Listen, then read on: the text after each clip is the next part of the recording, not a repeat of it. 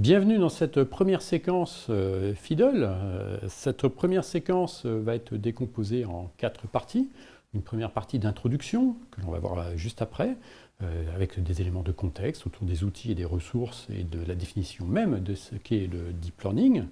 Une deuxième partie concernera la définition, l'appréhension de ce qu'est un réseau de neurones, de ce qu'est un neurone et un réseau de neurones à travers des exemples issus des mathématiques, à travers la régression linéaire et la régression logistique. Une troisième partie resituera ces réseaux de neurones dans le temps, comment d'un point de vue intellectuellement on est arrivé à ces réseaux de neurones et comment ils ont fini par s'imposer à travers, enfin depuis les années 40. Et puis on verra dans une quatrième partie des exemples concrets pour appréhender plus en détail, de manière concrète, à travers des exemples que vous pourrez effectuer avec les environnements fidèles qui vous sont proposés, des exemples de deep learning avec une régression et une classification d'images en situation réelle. Voilà, première partie donc ici, l'introduction, quelques éléments d'introduction, de contexte, les outils et les ressources du deep learning. Alors déjà, on peut essayer de resituer un petit peu ça dans un contexte historique des sciences. On peut considérer l'histoire des sciences en différents paradigmes, différentes manières d'appréhender les choses, d'appréhender la chose scientifique. Dans un premier temps, on a eu une approche essentiellement expérimentale, donc on essayait de construire des choses, et puis quand ça tenait, c'était bien. On cumulait cette expérience, et puis quand ça ne marchait pas, on essayait de faire autrement, et de manière un petit peu empirique comme ça. On a réussi à faire des choses formidables, comme des cathédrales, des monuments, et des choses qui sont toujours présentes des centaines d'années, milliers d'années après. Alors on peut entrevoir un deuxième paradigme dans notre histoire scientifique avec l'arrivée de la théorisation, l'utilisation d'outils mathématiques et de théories. Alors on peut citer par exemple Newton qui a théorisé la chute des corps, qui a mis la chute des corps en équation. Et ça fonctionne très bien, donc ça permettait à partir d'équations comme ça de calculer des choses et de voir un petit peu comment les choses se comportent et de construire beaucoup plus grand, beaucoup plus efficace. Un troisième paradigme est apparu plus récemment, à partir des années 50 un petit peu, avec l'utilisation d'informatique, l'utilisation de moyens de calcul modernes, qui à partir des équations que l'on avait théorisées, permettent comme ça de faire de la modélisation, faire de la simulation, et d'aller encore plus loin, encore plus haut, encore plus efficacement, et avec encore plus de sécurité. Un quatrième paradigme est proposé par Jim Gray, a été proposé par Jim Gray en 2007, que l'on peut appeler la science portée par les données, en fait, et avoir une approche data-driven science, où on ne va plus seulement utiliser des équations, des choses comme ça, on va utiliser les données générées par ces équations, on va utiliser des données expérimentales, des données observées, des données calculées, et à partir de ces données, on va essayer d'en extraire de l'intelligence et de la compréhension des choses qui nous environnent. Alors, quand on parle d'intelligence artificielle, c'est quelque chose de très grand, de très vaste, et qui comporte énormément de choses. Une des disciplines, une des approches, une des manières de faire de l'intelligence artificielle, et on reviendra sur cette définition d'intelligence artificielle après, c'est tout ce qui est apprentissage. Le machine learning. Le machine learning est une manière de faire de l'intelligence artificielle par l'apprentissage. On va partir des données, à partir de ces données, à partir d'exemples connus par exemple, on va essayer de reproduire, de comprendre, d'extraire un petit peu la subscientifique moelle de cette compréhension, enfin de cette intelligence contenue dans les données, pour aller plus loin. Et à l'intérieur de cet apprentissage machine, une autre voie, une voie particulière, un sous-ensemble encore, est le deep learning. Le deep learning, c'est du machine learning en s'appuyant sur des réseaux de neurones. Le machine learning est un sous-ensemble de l'intelligence artificielle. Et c'est cette partie-là, ces réseaux de neurones, l'intelligence artificielle portée par les réseaux de neurones, que l'on appelle deep learning, l'apprentissage profond, auquel on va s'intéresser à travers ces ensembles de séquences. Voilà. Alors, le machine learning, on le représente souvent à travers une représentation graphique pour essayer de comprendre un petit peu les sous-domaines de cette intelligence artificielle qu'est le machine learning. D'un côté, on va avoir l'apprentissage supervisé. Donc, c'est un apprentissage qui va se faire à partir d'exemples connus, Alors par exemple, dans un cas d'une classification, on va prendre des images de chats, on va prendre des images de lapins, on va apprendre à partir de ces images connues, de ces exemples connus, de ces observations connues. Et puis ensuite, quand on présentera une nouvelle image extérieure d'un lapin ou d'un chat, le système va essayer de deviner, à partir de ce qu'il a appris, à partir des exemples connus qu'il a utilisés pour apprendre, il nous proposera comme ça une classification. On peut faire la même chose avec une régression. Alors une régression, ça va être l'art et la manière de prédire une valeur. Donc ça, c'est un exemple que l'on verra également, à partir de maisons dont on a des éléments de contexte, taux de criminalité dans le quartier, taux d'industrialisation dans le quartier, densification urbaine du quartier, etc. On va essayer, à partir des exemples connus, de déterminer le prix d'une observation, enfin d'une maison dont on donnera les caractéristiques. Voilà, ça c'est un exemple de classification. Un exemple de régression, qui sont, on va dire, des exemples types d'apprentissage supervisé, où on part à partir d'exemples. À l'opposé, on va avoir des exemples non supervisés, c'est-à-dire que l'on va avoir des données sur lesquelles on n'aura aucune annotation.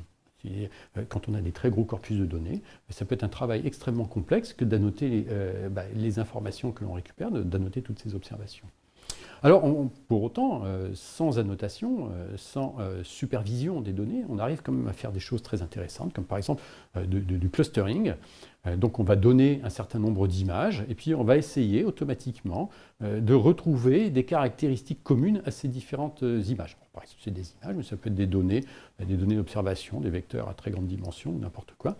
Et on va essayer de retrouver, d'identifier comme ça des relations entre les objets que l'on aura donnés en entrée. Alors, quand on a des objets de très grande dimension, avec des centaines, des milliers ou des dizaines de milliers de dimensions, humainement, c'est très très difficile à appréhender. De toute façon, on va partir de 3, 4, 5 dimensions. Humainement, on a déjà beaucoup de mal à s'y retrouver. Alors, quand on a des centaines ou des milliers de dimensions, ça devient absolument ingérable. Donc, une manière de faire aussi, ça va être de réduire le nombre de dimensions. Donc ça se fait aussi très bien avec de l'apprentissage non supervisé. Donc, on verra des exemples comme ça, de réduction de dimensions. Donc, on donne en entrée des données avec énormément de dimensions, et puis on va essayer de récupérer de nouvelles données, des données en sortie, avec un nombre beaucoup plus restreint de dimensions, qui nous sera beaucoup plus facile d'appréhender, ou de traiter, ou d'analyser par la suite. Voilà. Ça, c'est deux exemples, les deux grandes familles, l'apprentissage supervisé et l'apprentissage non supervisé. On peut rajouter l'apprentissage par renforcement, donc ça concerne, c'est le champ de tout ce qui est par exemple robotique, voiture autonome, robot autonome, et tout ce qui interagit, on va dire, avec un environnement, en observant cet environnement et en s'adaptant, en adaptant son comportement vis-à-vis des interactions qu'il va avoir avec son environnement. Et puis on a aussi l'apprentissage par transfert. Alors là, c'est encore une autre manière d'appréhender les choses, un autre type d'apprentissage. On va apprendre dans un contexte connu et puis, facile, dans lequel on a beaucoup de données par exemple. Et puis on va utiliser cet apprentissage pour s'adapter, compléter, c'est l'apprentissage qu'on complétera ensuite dans un autre champ. Voilà, un champ dans lequel par exemple on a beaucoup moins d'informations. Voilà, donc ça c'est des exemples, ça c'est un petit peu les grandes familles de l'apprentissage dans le domaine du machine learning. Et le deep learning est présent un petit peu dans pratiquement tous ces champs finalement, et va permettre de résoudre un petit peu tous ces problèmes-là. Alors attention, il existe beaucoup d'autres techniques, encore une fois, dans le domaine du machine learning, et qui sont parfois bien plus adaptées que le deep learning à l'une ou l'autre de ces problématiques. Voilà. Alors, quelques éléments de contexte. On est dans un domaine où la compétition est très, très, très, très forte. On va passer rapidement sur ces différents graphiques. Le premier que l'on a en haut à gauche concerne un petit peu le nombre de publications, la part des publications dans le domaine de l'intelligence artificielle. Et on voit qu'on a une croissance. On va dire que la part de ces publications est extrêmement importante et en forte croissance. Donc on va dire que la part de l'intelligence artificielle dans les publications scientifiques, et donc on peut extrapoler dans le monde scientifique, est en forte augmentation. On peut voir dans le deuxième graphique qui est au-dessus de moi, si je me pousse un petit peu, la part, on va dire, les contributions par région dans le domaine de l'intelligence artificielle. Donc on a une compétition qui est très forte entre la Chine, l'Europe et les États-Unis, l'Amérique du Nord. On voit effectivement que dans ce graphique-là, alors qui qui s'arrête en 2018, mais on pourrait voir la suite, mais on peut deviner un petit peu la suite, comment elle se présente, que la part de la Chine est extrêmement importante. La Chine est très très présente là-dedans. Mais on peut voir aussi, quand on regarde un petit peu les publications, enfin le taux d'impact de ces publications, que les publications nord-américaines ont un facteur d'impact beaucoup plus important que nos publications européennes ou chinoises. Voilà. À noter quand même qu'au niveau européen, on est quand même assez présent et assez actif. Le dernier graphique est aussi intéressant puisqu'il présente un petit peu la part, le taux de publication ramené à la population par pays.